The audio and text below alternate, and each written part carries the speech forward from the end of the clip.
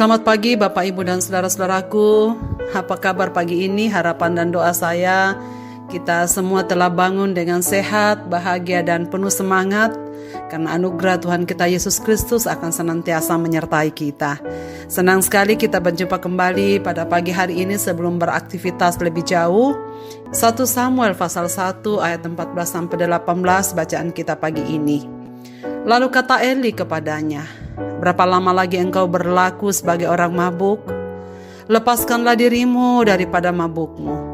Tetapi Hana menjawab, "Bukan, tuanku. Aku seorang perempuan yang sangat bersusah hati. Anggur ataupun minuman yang memabukkan tidak kuminum, melainkan aku mencurahkan isi hatiku di hadapan Tuhan. Janganlah anggap hambamu ini seorang perempuan dursila, sebab karena besarnya cemas dan sakit hati, aku berbicara demikian lama." Jawab Eli, "Pergilah dengan selamat, dan Allah Israel akan memberikan kepadamu apa yang engkau minta daripadanya." Sesudah itu berkatalah perempuan itu, "Biarlah hambamu ini mendapat belas kasihan daripadamu." Lalu keluarlah perempuan itu, ia mau makan, dan mukanya tidak muram lagi. Mencurahkan isi hati di hadapan Tuhan. Saudara-saudaraku, pernah kita mengalami pergumulan berat? Kalau pernah, apakah sampai kondisi kita seperti mabuk?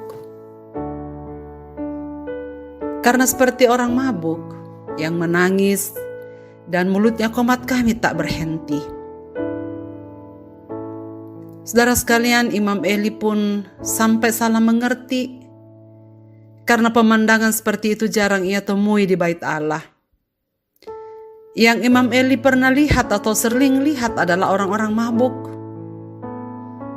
Karena itu kepada Hana, Imam Eli berkata, "Berapa lama lagi engkau berlaku sebagai orang mabuk? Lepaskanlah dirimu daripada mabukmu." Tetapi Hana menjawab, "Bukan, tuanku. Aku seorang perempuan yang sangat bersusah hati. Anggur ataupun minuman yang memabukkan tidak kuminum, melainkan aku mencurahkan isi hatiku di hadapan Tuhan." Saudara sekalian, seorang perempuan yang sangat bersusah hati, ia sedang mencurahkan isi hatinya di hadapan Tuhan.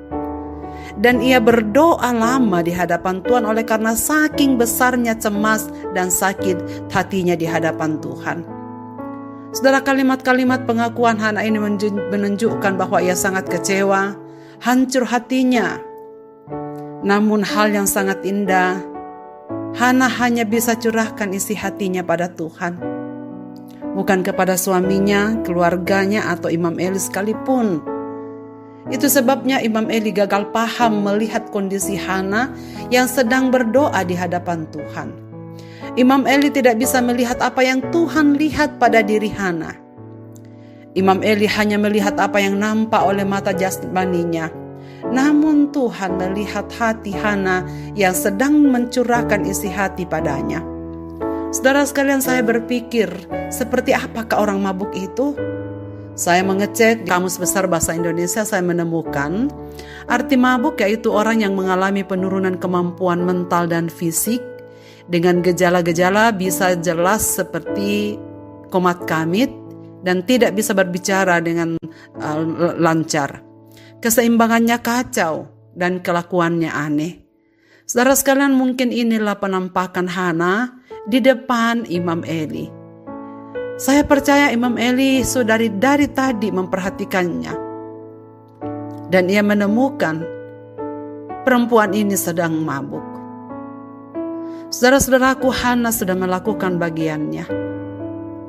Hana mengalami pergumulan berat, namun Hana melakukan hal yang tak biasa dilakukan pada waktu itu. Hana rajin berdoa. Dari tahun ke tahun datang berdoa di bait Allah. Dan doanya itu juga. Ia tak berhenti berharap dan tak berhenti berdoa. Ia tak bosan-bosan berdoa kepada Tuhan. Orang yang berperilaku demikian bisa disebut sebagai orang aneh, bahkan seperti orang gila pada masanya. Sebab mereka mengenal cara berdoa dengan sopan. Padahal Hana hanya bergumul dalam doa dengan sungguh-sungguh. Saudara-saudaraku, pernahkah bergumul sehebat Hana ketika sedang dalam keadaan terluka atau tersakiti, atau sedang berdoa untuk sesuatu yang ingin diharapkan? Tuhan adalah sahabat sejati kita. Ia selalu menunggu kita terbuka kepadanya, dan Ia siap menerima doa-doa kita, asal kita sejujur-jujurnya menumpahkan isi hati kita padanya.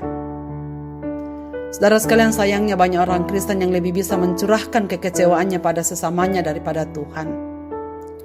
Ia bisa menangis-nangis menyampaikan isi hatinya pada sesamanya daripada mencurahkan isi hatinya kepada Tuhan. Saudara sekalian, saya masih ingat pada waktu saya masih di asrama di STTRI dulu beberapa tahun yang lalu. Ketika itu seorang dosen yang kami kagumi, dosen senior, mendekati saya dan berkata, "Yus, apakah kamu akan segera merit setelah kamu lulus dari sekolah ini?" Memang waktu itu saya sedang berada di semester akhir, ada di asrama, dan dia tahu bahwa saat itu saya akan segera lulus dan meninggalkan asrama. Dengan enteng, saudara sekalian, saya menjawab, saya belum ketemu jodoh, Pak." Lalu beliau berkata kepada saya, "You harus doakan. Sebentar lagi usiamu akan lewat.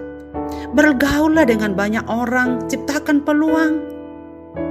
Lalu dia bertanya lagi kalimat penting ini untuk saya, "Apa kamu sudah berdoa sambil nangis minta?" Wow, saya kaget, saudara sekalian. Jujur belum pernah menangis minta jodoh kepada Tuhan di hari itu. Lalu dia katakan, "Kamu bisa menangis mendoakan pergumulan jemaatmu kan? Tapi kamu belum pernah berdoa menangis untuk dirimu sendiri." Wah, saudara sekalian, saya kaget. Dan saya mengiyakan, "Iya Pak, benar." Sejak saat itu saya mengingat dan saya mulai berdoa dengan sungguh untuk diri saya sendiri. Memang bagi saya berdoa untuk nangis-nangis minta jodoh kepada Tuhan sesuatu yang tak wajar bagi saya di masa itu.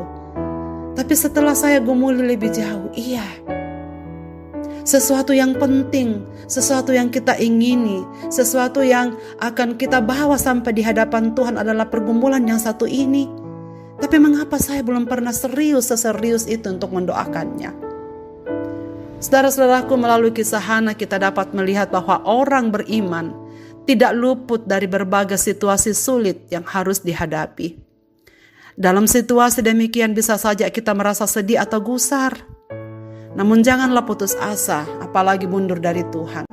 Pada saat seperti itu kita harus datang kepada Allah dengan membawa seluruh masalah atau pergumulan kita. Serahkanlah diri kita sepenuhnya kepada Allah melalui doa-doa kita. Namun yang kita cari di dalam doa kita adalah agar kehendaknya dinyatakan di dalam diri kita.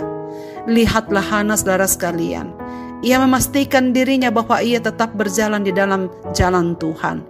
Ia seorang perempuan yang taat, seorang istri yang tetap mengabdi kepada suaminya, meskipun ia diperlakukan tidak adil dalam keluarga. Karena ia memilih taat kepada Tuhan daripada tidak setia kepada suami. Hana menjamin dirinya tetap berada di jalan Tuhan. Itulah sebabnya, saudara sekalian, doanya didengar oleh Tuhan. Dan lihatlah akibatnya, setelah ia berdoa, ia keluar dari tempat itu setelah berbicara kepada Imam Eli. Ia segar bugar, ia mau makan dan penuh sukacita. Doa memberikan kita kekuatan untuk melewati setiap masa yang sulit dalam hidup kita.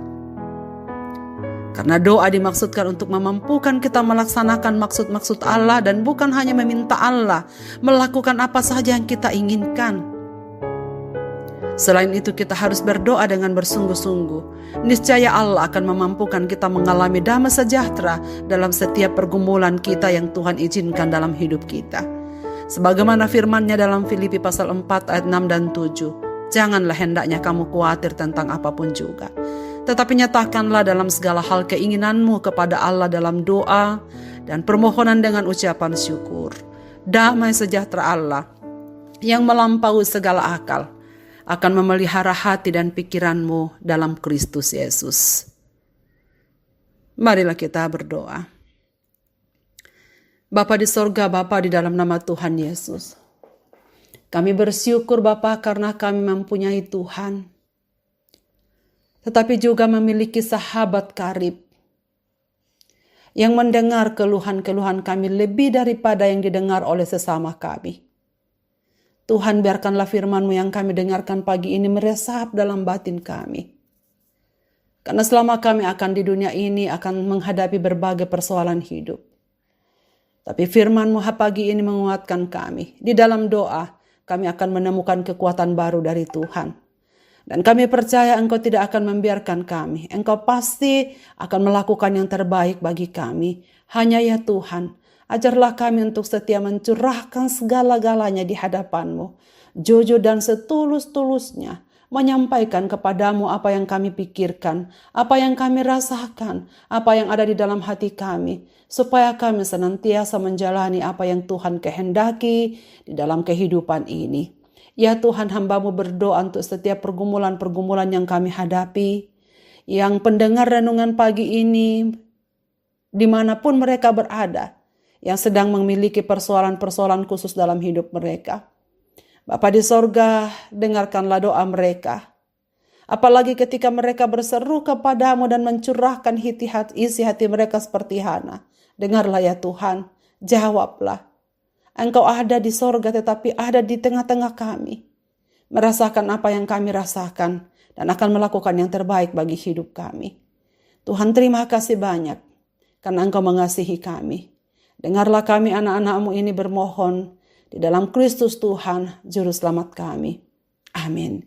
Selamat beraktivitas Bapak, Ibu, dan saudara-saudaraku. Tuhan Yesus memberkati kita sekalian.